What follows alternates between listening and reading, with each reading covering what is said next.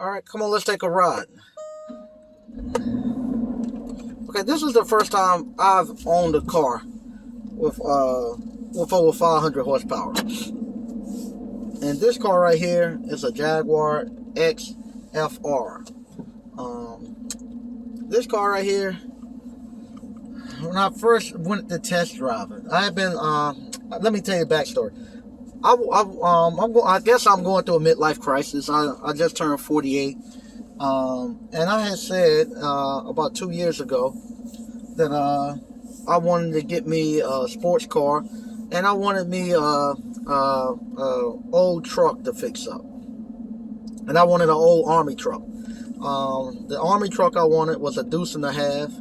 I wanted to get it bobbed. It come with 6 wheels. I wanted to buy one from Boise Equipment. They'll actually take the last set of rear wheels off, and you will have like a regular pickup truck. But it's about the size of a semi-trailer truck, almost like a dump truck. It's that huge, but it looked like a regular truck. And I wanted to have that to kind of drive around during the summer times, to play around, go to the beach and stuff. The more I looked at it, the more I realized that the area that which we live in, it wouldn't have been that great of an idea, because I wouldn't have had anywhere to park it. I have a storefront. I was gonna park it out in front of my storefront and use it as advertising, like a billboard, and then play with it and drive it from time to time. But I wouldn't have been able to get into it and take it down to the beach or take it to football games and stuff like that. It'd been just something mainly for parades and whatnot. So I ended up finding what we call Dodge M37. It's pretty much look like the same truck almost. The lines and stuff on it is very good. Nice looking rugged truck. I was able to buy that truck very cheap. I'm in the process of taking the motor and transmission out, updating it, bringing it into the it's a 1953 truck. It's not rusted or anything. It ran perfectly fine. It just didn't go but 35 miles per hour. It will pull a house off a foundation, but it just didn't go fast. Back in those days, it's made to be out in the woods driving. It's just a tractor almost. So what I'm doing, I'm making it so that I can drive it 70, 80 miles per hour if I want to on the interstate. So I can drive it to the beach, I can drive it to the mountains, I can drive it to football games and stuff if I want to. So we getting that done. At the same time, I love the Jaguar F-Type. I like the way it looked. I love the way it sounds. I love that V8 supercharged engine that they have in there. Only thing is a two-seater. And another thing, brand new, you're looking at $100,000 or more, and they holding their price pretty good. A used one that I was looking for, a used one was going to cost me about $50,000-$60,000. So I had said, okay, that deuce and a half truck, if I was going to buy it, that would cost me about 25, and then I would have to put about 50 to 60,000 into the F type. So I was going to spend. I had got myself prepared to spend about 80,000 on cars to get two cars. Just kind of play around and say, hey, this is kind of my plaything now that my kids are grown, and that's the way I was going. But like I say, I found the M37. The M37, I was able to get it, pay for it, and get the engine swapped out for less than the 20,000, 25,000 that I was budgeting for my deuce and a half. And then I started, when I was looking at all the F types, I kept seeing this car pop up. It was a Jaguar XFR.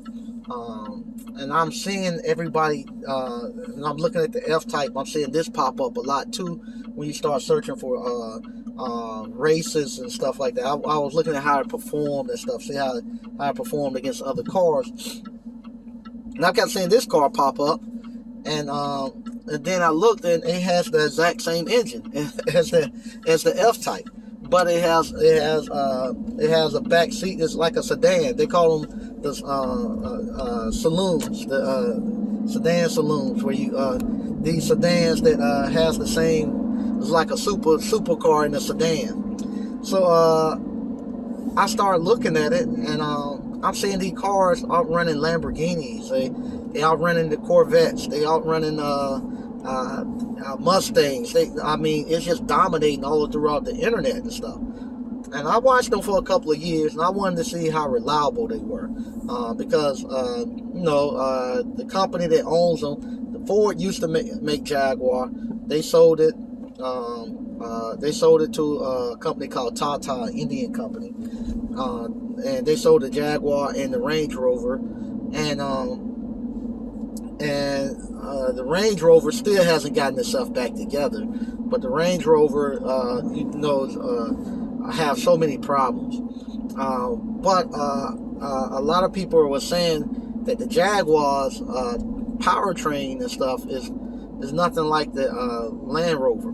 And I started researching. I found out that even though Tata bought it from Ford, they still use Ford to make the powertrain for their V8 supercharger. This is a supercharged V8 inside here, and it's pushing out over 500 horses, about 550 horses. And I looked at them for a couple of years, and I wanted to see how well they held up. And I'm seeing these cars. These guys are guys who do a lot of street racing. They race these cars all weekend. I mean, racing them hard. On a lot of street races where they racing these cars hard all weekend. Then I see them daily drive them during the week. So after several years of seeing that, I said that's a good powertrain. Usually you gotta have two cars. You gotta have a race car, then you have a daily driver.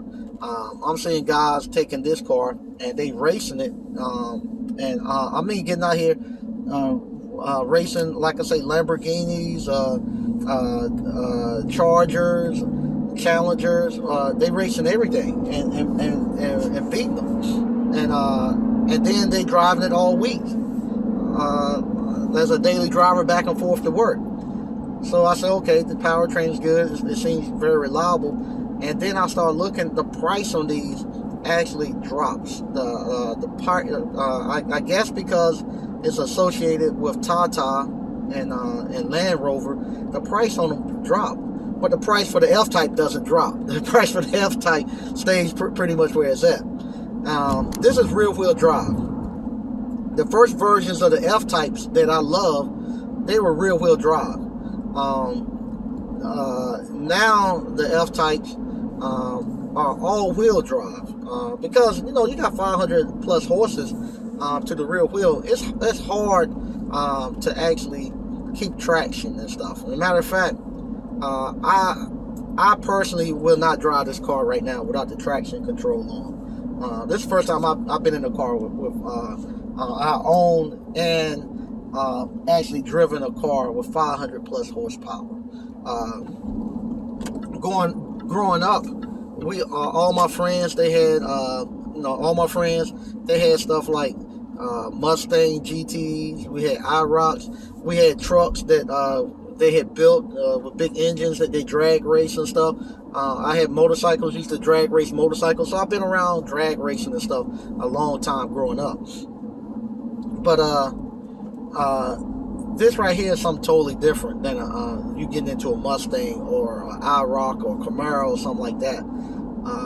This right here, if you don't know what you're doing, if you put this thing in sport mode, turn traction control off and put it in dynamic mode, and you gotta be really careful, because I've done that, and about 65, 70 miles per hour, you crack into it. It'll actually break traction and spin the back wheels out from under you. So you have to be very careful when you have cars that powerful. It's not something that you want to be playing around with. So I personally, I don't drive it without the traction control. As I get a little better, get more used to the power band that it has. That's the other thing too. I haven't found where it dies down. I haven't found throughout the 6 gears. I have not found any place where the power band drops. I mean, like I won't crack into it. If the traction control is off, I won't crack into it in first, second, and third because it's just too much power at there. At fourth, fifth, and sixth, I would get in it a little bit, but you still have to feather the gas. It's not going to be something you just going to push it all the way to the bottom because, like I said, it'll spin out from under you. And I haven't found a place where the power drops. It's power throughout all 6 gears. It's just the power band is everywhere. That supercharger, and there's no lag. There's no the transmission here is very good, very responsive, and there's no lag. Meaning I can when you step on the gas, it's there, and it's almost instant when it takes off. That supercharger, it's not like a turbo that have to spin up. That supercharger, all that power is right there, and like I said, it's throughout the whole band. This car right here, this is a fun car to drive. I'm gonna actually set it up so I can take it to the raceway. I'm not gonna be taking it to a drag strip, but I will like to take it out to Virginia International Raceway. It's about maybe an hour and a half from here. There, I can drive it in a controlled environment, and I'm gonna get somebody to actually. You can go there and pay some money, and they have a professional driver that'll sit beside you, and you get to go on the raceway with other cars and race in a controlled environment. You can't pass in curves and stuff like that. But on the straightaways, if you got a faster car, you can actually pass then and whatnot. So I'm going to take it there and learn how to drive it and test it out and see how fast I can drive it and what I feel comfortable at. This thing is limited at 155 miles per hour.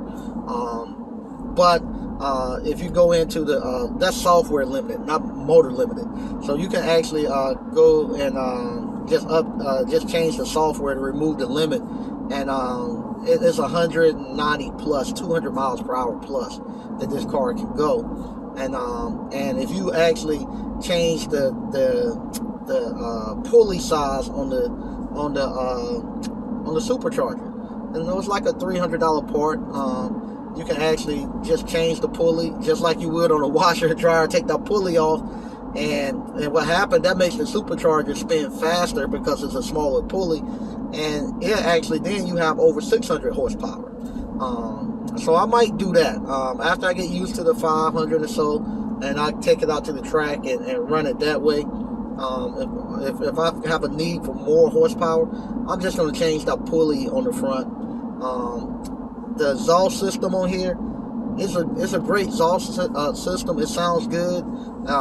You get the same sounds and everything as you did with the F-Type. When you crack into it, when you get off the gas, you get all the snaps and pops and all that stuff, like the supercars, because it's pretty much a supercar engine. So you get all of that. But it's also at the point where if you're driving it with your family and stuff, like now I can have a good conversation if I'm driving it normal. And that's the thing too. You can, if you don't want to feel the all that superpower and all the power all the time, you just want to just have a nice comfortable ride, it'll do that too. You can put it just in regular drive mode, and your wife or whoever could drive it, and it'll feel about like a Mustang or like a Camaro, the powered in. You can tell there's a lot of power there, but it's nothing where they will have to feather the gas like you do when you take everything off. So you take all the controls off and put all the 500 and some horses to the rear wheel. There you have to be careful and feather the gas. But if you put it in regular drive mode, you'll be just fine. And I like it.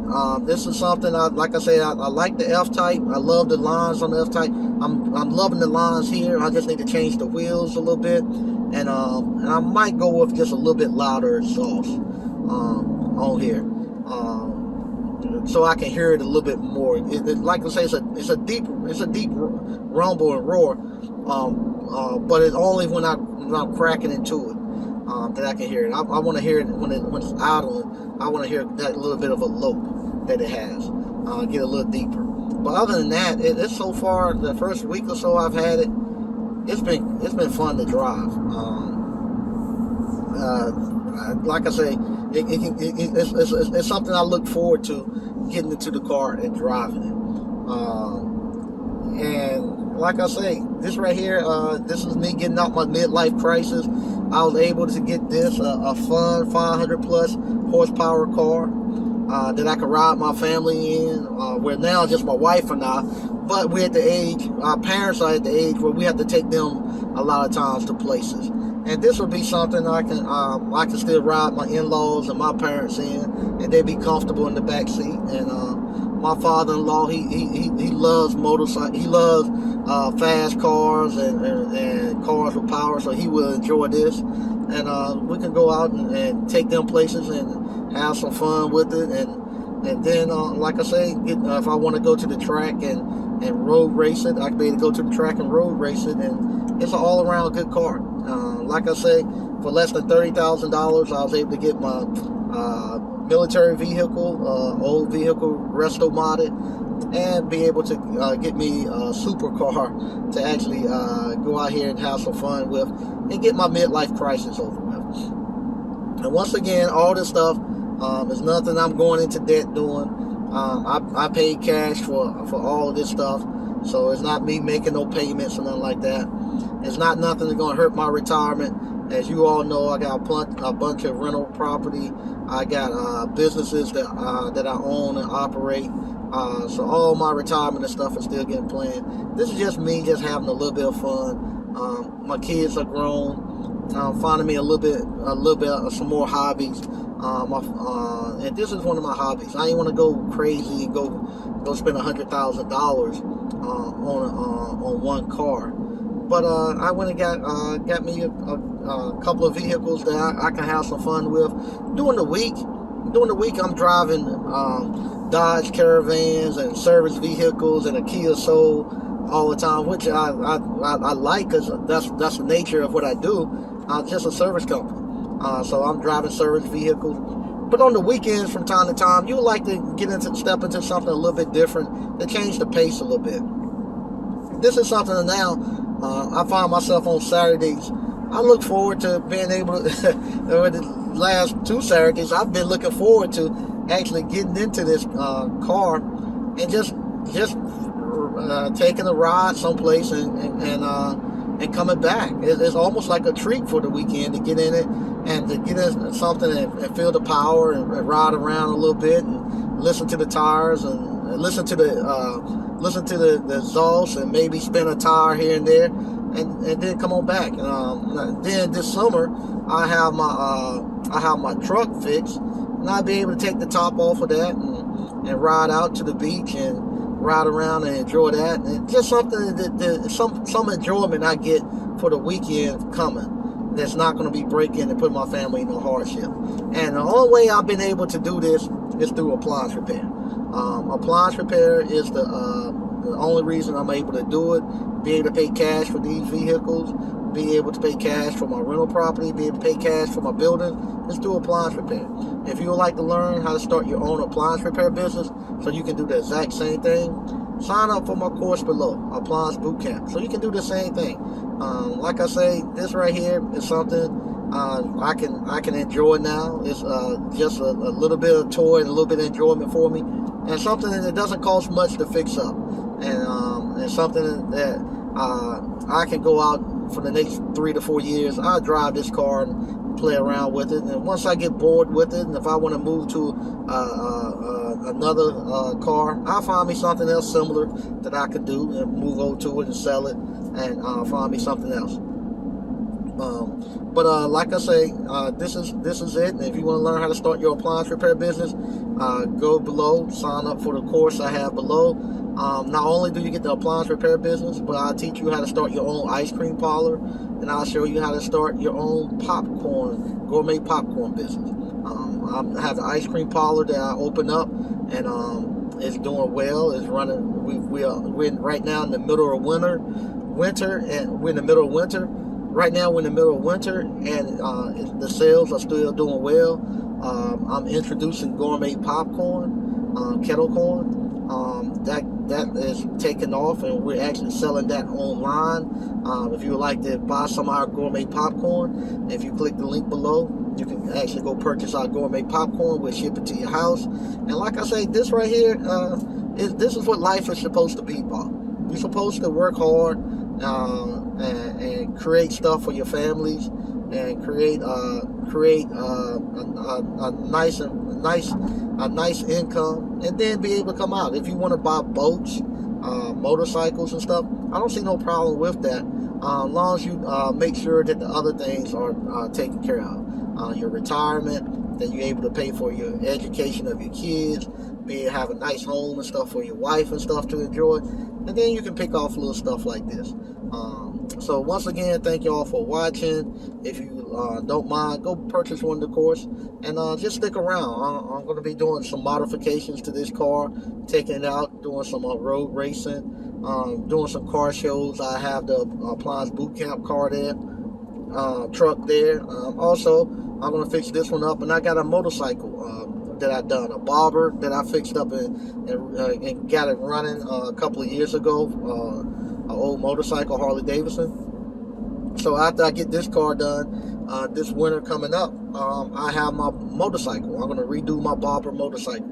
So I have all three of my things. I have my motorcycle, I have my my old school truck, and I have me a supercar, car over 500 horsepower that do over 200 miles per hour. So, and like I say, go look at the Jaguar XFR, and just search YouTube and just see how many how fast it's going, and how many people are using this car to outrun Lamborghinis, anything that's out there with 500 to 600 horsepower. This car right here is actually out there running beside it or outrunning it. It's a real, what we call, street sleeper.